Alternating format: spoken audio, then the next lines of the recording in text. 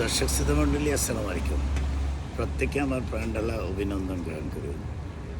আজ আমি আমার একটা প্র্যাকটিক্যাল এক্সপিরিয়েন্স আধা ঘন্টা আগে একজন যাত্রীর সঙ্গে এটা আসলে যে ঘটনাটা ঘটেছে সেই ব্যাখ্যাটা বা সেই ঘটনাটা আপনাদের সামনে আমি উপস্থাপন করতে চাই। আমি মন্টিফেয়ার হসপিটাল থেকে একজন পেশেন্টকে তুললাম, সঙ্গে তার অ্যাটেন্ডেন্ট ছিল তার মেয়ে।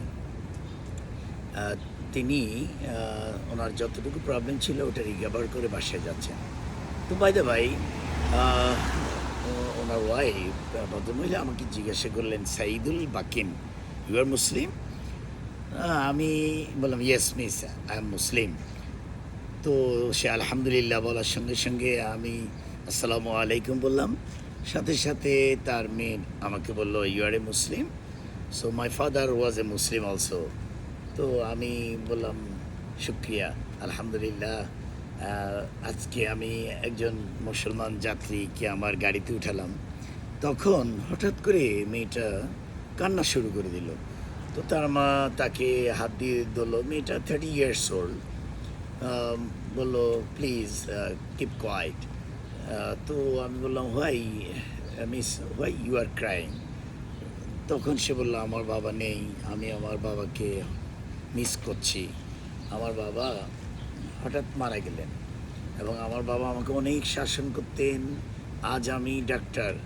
আমার বাবার শাসন, মায়া, মমতা এবং সব কিছুর মাঝখানেই আমি যখন প্রতিষ্ঠিত অবস্থানে আসলাম, মা এখন অসুস্থ, বাবাকে হারালাম। আজকে হঠাৎ করে বাবার কথা মনে পড়ায়। তার বাবার বাড়ি মিশরে। তো বাবার কথা মনে পড়ায়, খুব কান্না করতে ইচ্ছা করছে। তখন আমি বললাম, আপনার বাবা, just I was talking with the miss like way of English. তো আমি এখন বাংলায় ব্যাখ্যা করছি। আমি বলছি যে আপনার বাবাকে এত মিস করার কারণ কি, বা কেন কাঁদছেন এখন? যে আমার বাবার কারণে আজকে আমি প্রতিষ্ঠিত হয়েছি। বাবা গাইড করেছেন, বাবা শাসন করেছেন, বাবা সবসময় কেয়ারফুল ছিল আমার ব্যাপারে। আমি কোথায় যাই, কোথায় যাই না এবং কার সঙ্গে মিশছি, এসব গল্প বলা শুরু করলো। তো একটা পর্যায়ে আমি বললাম, আপনার বাবা কি সফট হার্টেড ছিলেন না খুব হার্ড ছিল? ওই যে খুবই হার্ড ছিল এবং খুবই আমার ব্যাপারে খুব অ্যাগ্রেসিভ ছিল। তখন আমি বললাম, যেসব বাবা অ্যাগ্রেসিভ হয়, হার্ড হয়, সাধারণত সেসব বাবার জন্য তো সন্তানরা কান্নাকাটি করে না বা মন খারাপ করার কথা না। বাট আপনি কেন কাঁদছেন? আর যে আমার বাবা যদি হার্ড না হতেন, আমার বাবা যদি আমাকে নার্সিং না করতেন, আমার বাবার ইন্টারনাল ওয়েতে যে ভালোবাসা ছিল সেটা কিন্তু আমি ছোটোবেলা থেকে অনুভব করতাম। হ্যাঁ, আমার বাবা যতই শক্ত ছিলেন, এখন আমি বুঝি কেন শক্ত ছিলেন, আমার জন্য ছিলেন।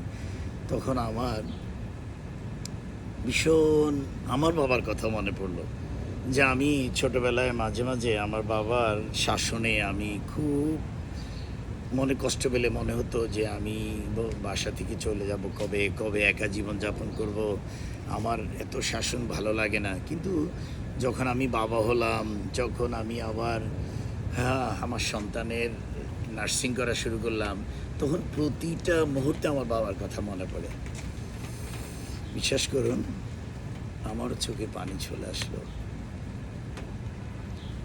তো আমরা যারা সত্যিকার অর্থে বাবার ভূমিকায় থাকি, সবসময় সন্তানকে টেনশন করি, কিন্তু আমাদের হৃদয়ে যে সন্তানের জন্য একটা মায়া, যে ভালোবাসা রয়েছে, অনেক সময় আমরা সেটা এক্সপ্রেস করতে পারি না। তখন হয়তো সন্তানরা ভাবে যে আমার বাবা এত কঠিন কেন, আমার বাবা কেন সবসময় এত শাসন করে। আমার বাবার কথা মনে পড়ার পর মনে হলো, আমার বাবা একজন শিক্ষক ছিলেন। বাবা যদি কঠিন না হতেন, হয়তো আমিও আজকে যে পজিশনই থাকি না কেন, হয়তো আমি ভালো অবস্থানে নেই। বাট আলহামদুলিল্লাহ, আমি সততার সম্মান, ইজ্জতের সহিত জীবনযাপন করছি, এই পর্যায়ে আমি হয়তো থাকতাম না। তো প্রত্যেক বাবারাই যখন কঠিন হয় এবং কঠিনের আড়ালে, শাসনের আড়ালে যখন তাদের মায়া যারা রিয়েলাইজ করতে পারে, তারাই আসলে প্রকৃত সন্তান।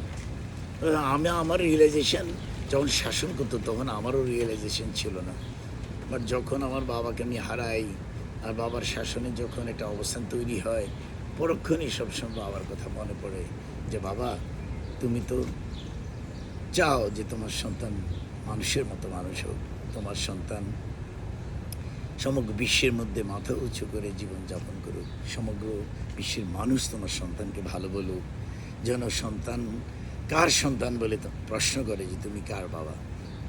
তো তোমার বাবার আসলে একটি যোগ্য সন্তানের জন্ম দিয়েছে। এই যে কথাগুলো আসলে আজকে ইমোশনাল ওয়েতে আমি আমার এই লাইভটা করলাম।